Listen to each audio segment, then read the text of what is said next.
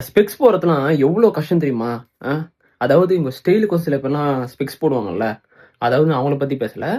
இந்த power class போடுவாங்கல்ல, அவங்கள பத்தி சொல்லிட்டு இருக்கேன். சில பேர் என்ன சொல்லுவாங்க பார்த்தீங்கன்னா, கண்ணாடி போடுறவங்கள பார்த்து கலாய்ப்பாங்க. ஒரு சில பேரு, "நீ ஸ்மார்ட்டா இருடா கண்ணாடி போட்டுன்னு" அப்படின்னு சொல்லுவாங்க.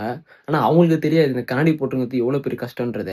"நீ ஏன் ப்ரோ அத பத்தி பேசிட்டு இருக்க? நீ ஸ்பெக்ஸா ப்ரோ போட்டுருக்க? பவர் கிளாஸா ப்ரோ யூஸ் பண்றான்னு" கேட்டீங்கன்னா, நான் பவர் கிளாஸ் தான் யூஸ் பண்ணிட்டு இருக்கேன். இது சும்மா எனக்கு கூலிங் கிளாஸ் போட்டு வண்டி ஓட்டணும்னு ஆசை. எனக்கு நார்மலா கூலிங் கிளாஸ் போட்டு ஓட்ட முடியாது. அதனால இந்த மாரி ஒரு வாங்கி வச்சிருக்கேன். போட்டுனே பேசுவோம். என்ன ஆச்சுன்னு பார்த்தீங்கன்னா, ரீசென்ட்டா ஸ்பைடர்மேன் பிராண்ட் நியூ டே. அது எங்க அவரு? இவரோட படத்துக்கு போயிருந்தேன். அப்பதான் பார்த்தீங்கன்னா, 3டி கிளாஸ் குடுத்துருந்தாங்க. இந்த 3டி கிளாஸே என் கிளாஸ் மேல போட்டு பார்க்கறது எவ்வளோ பெரிய அவஸ்தையா இருந்துச்சு தெரியுமா? என்ன பண்றது? போட்டு பார்த்தேன், வந்தேன் படத்தையே. படமும் நல்லா போச்சு. என்ன ஆச்சுன்னு பார்த்தீங்கன்னா, அடுத்தது மழை.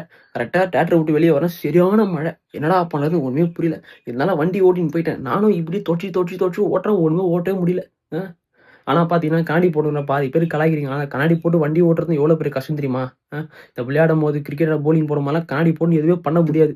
ம். எவ்வளோக்கு எவ்வளோ சோதனை தெரியுமா? எவ்வளோ கஷ்டம் தெரியுமா? ஆனா உங்க ஃப்ரெண்டுக்கு இந்த வீடியோ டாக் பண்ணி, அவங்க எவ்வளோ சோதனைகள அனுபவிச்சுக்கிறாங்கன்றத இந்த மறக்காம இந்த கமெண்ட் செக்ஷன்ல கமெண்ட் பண்ணுங்க. அதே